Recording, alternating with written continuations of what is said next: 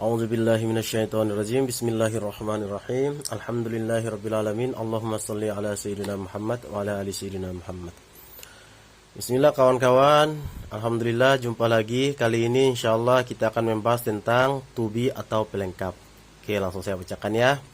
To be atau pelengkap dalam bahasa Urdu adalah lafaz-lafaz yang menyertai subjek di dalam suatu kalimat untuk menjadikan kalimat tersebut mampu menghasilkan makna yang bermacam-macam. Misalkan menghasilkan makna akan perbedaan bentuk-bentuk waktu, yaitu seperti waktu sekarang, lampau, ataupun yang akan datang. Ataupun menghasilkan makna mengenai keterangan terhadap status atau keadaannya si subjek yang sedang berada di dalam kalimat tersebut, yakni apakah si subjek tersebut tunggal, jamak, jantan, ataupun betina, ataupun muannas dan muzakkar ya kawan-kawan. Oke, lanjut lagi. Lafaz to be jika diterjemahkan secara terpisah ataupun sendiri-sendiri, mungkin saja ia tidak memiliki makna sama sekali.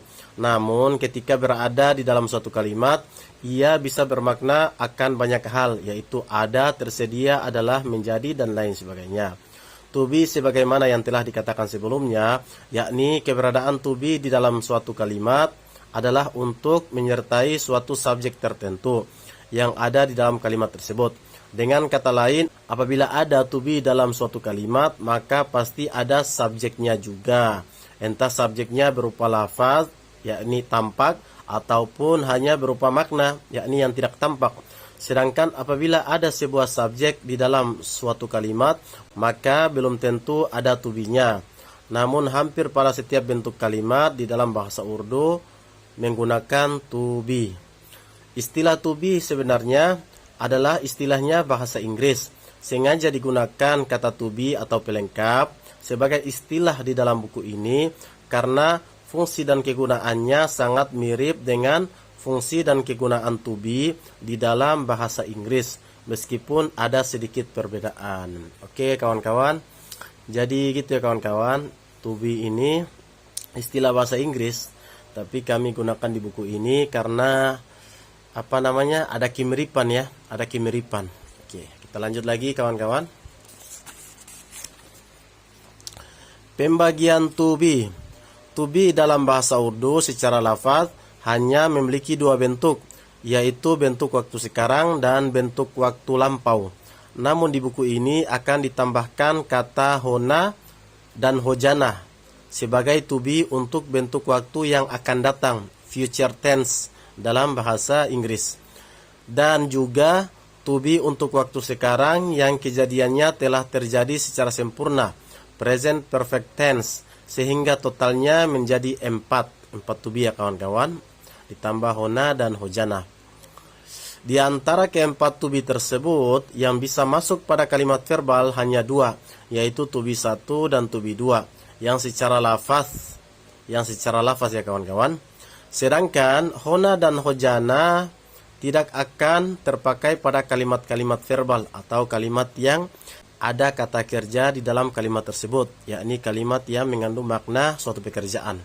Berikut pembagian to be. To be bentuk ke-1 adalah bentuk secara lafaz yang ke-1 yang bisa masuk pada kalimat verbal maupun kalimat nominal.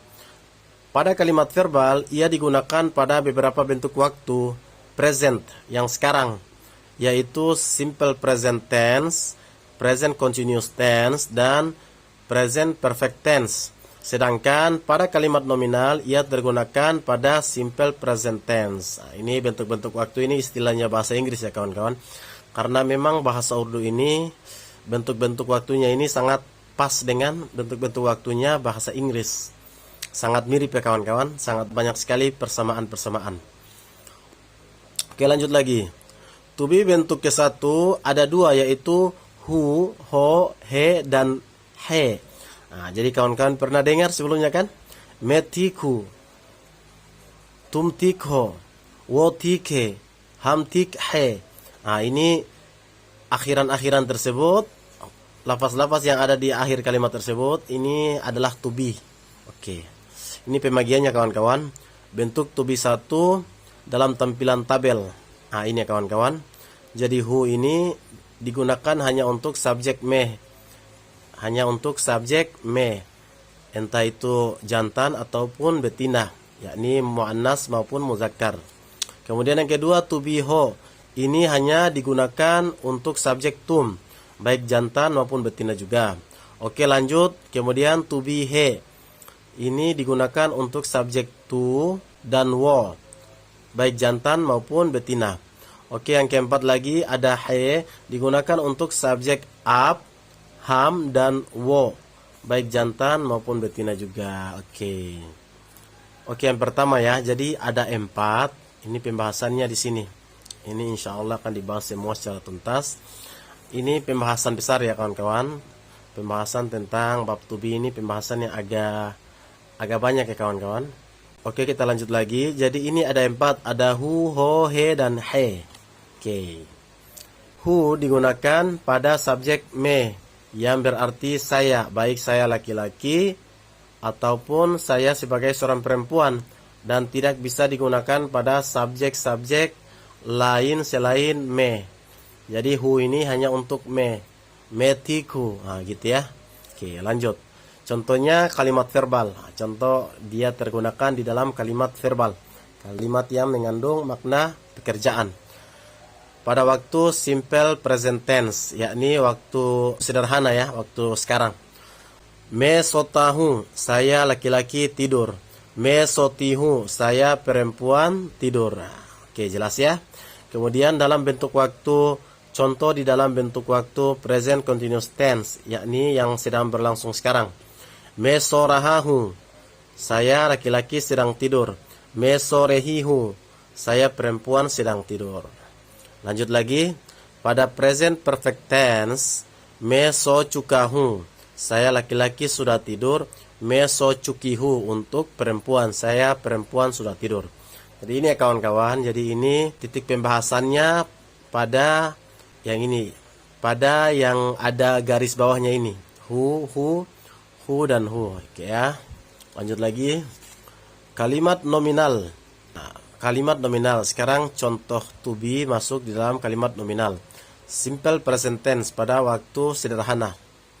Metiku, saya baik-baik saja. Oke, itu aja ya kawan-kawan. Contohnya itu aja. Metiku, karena memang maksudnya hanya pada subjek me. Oke, yang kedua, yang ini tadi. Ini kedua ho. Nah, ini pembahasannya di sini.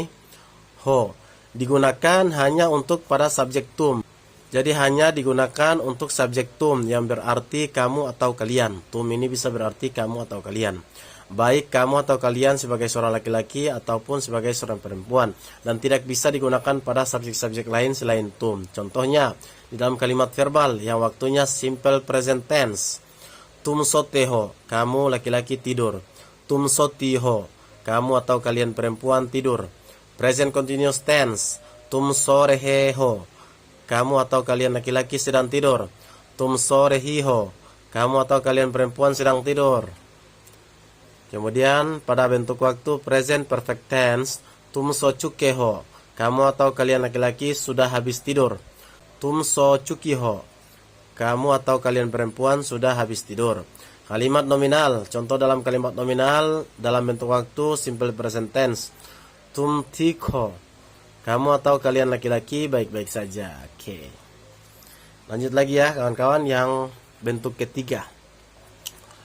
He digunakan pada setiap subjek tunggal yang berjenis jantan maupun betina, kecuali pada subjek me dan tum. Jadi dia tergunakan pada setiap subjek yang bersifat tunggal ataupun mufrad, sendiri, baik dia itu laki-laki ataupun perempuan, kecuali pada subjek me dan tum, karena ini keduanya ini udah punya pasangan masing-masing. Oke, contohnya dalam kalimat verbal pada bentuk waktu simple present tense. Tu sotahe, kamu laki-laki tidur. Tu sotihe, kamu perempuan tidur. Wo sotahe, dia laki-laki tidur. Wo sotihe, dia perempuan tidur. Ini ya kawan-kawan, he dan he. Ini adalah to be yang ini. Oke, dia tergunakan dalam ini. Oke.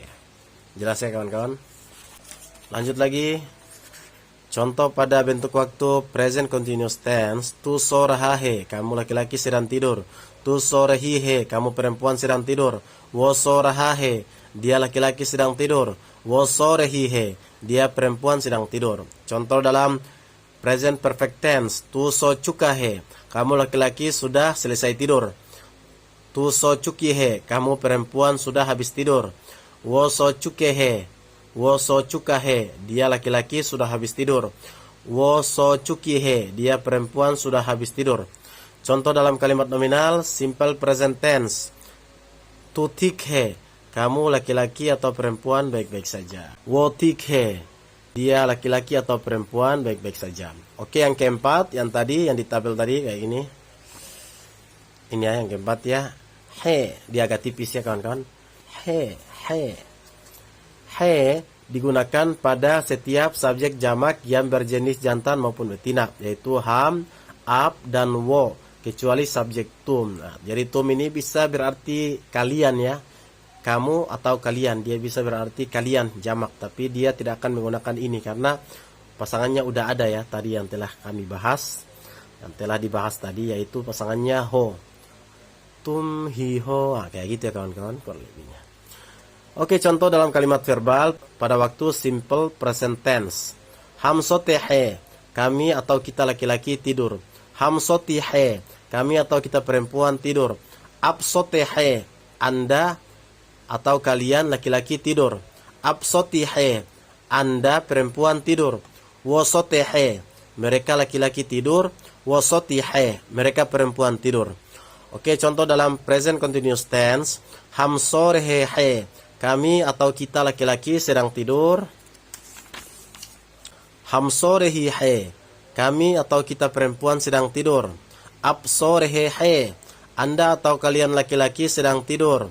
Apsorehihe, Anda atau kalian perempuan sedang tidur. Wosorehihe, mereka laki-laki sedang tidur. Wosorehihe, mereka perempuan sedang tidur.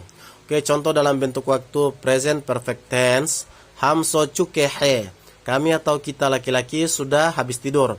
Hamso cukihe, kami atau kita perempuan sudah habis tidur. Apso cukehe, Anda atau kalian laki-laki sudah habis tidur. Apso cukihe, Anda atau kalian perempuan sudah habis tidur. Woso cukehe, mereka laki-laki sudah habis tidur. Woso cukihe, mereka perempuan sudah habis tidur. Oke, gitu ya. Kemudian contoh dalam kalimat nominal, yaitu pada bentuk waktu simple present tense. Ham tikhe, kami atau kita laki-laki baik-baik saja. Ap tikhe, Anda atau kalian laki-laki baik-baik saja. Wo tikhe, mereka laki-laki perempuan baik-baik saja. Oke, itu ya kawan-kawan. Jadi pembahasannya tadi dari to be bentuk ke-1. Sementara di dalam buku ini to be-nya ada 4 ya kawan-kawan. To be-nya ada 4. Jadi pembahasan barusan membahas tentang to be bentuk ke-1. Oke, insyaallah. Nanti kawan-kawan baca-baca lagi insyaallah sebelumnya. Nanti pada pertemuan yang akan datang insyaallah kita akan membahas tentang to be bentuk kedua. Jadi to be ada 4 ya kawan-kawan. Ini telah dirangkum dalam tabel. Ini to be 1 yang tadi kita bahas, ada who, he, ho, he, dan lain sebagainya. Ada 4 macam, tapi ini pembagiannya banyak. Jadi hanya ada 4 macam aja ya. Ada who, he, dan ho. Cuma ini ditulis agak banyak karena sudah langsung dipasang-pasangkan sama subjeknya kawan-kawan. Nah, kayak gitu ya kawan-kawan. Jadi ada to be 1, to be 2, to be 3, dan to be 4. Nanti pada to be 3 dibagi menjadi 2 bagian. To be 3A dan to be 3B. Kemudian to be 4A dan to be 4B. Nanti kita bahas lagi kawan-kawan insyaallah. Oke, sampai jumpa.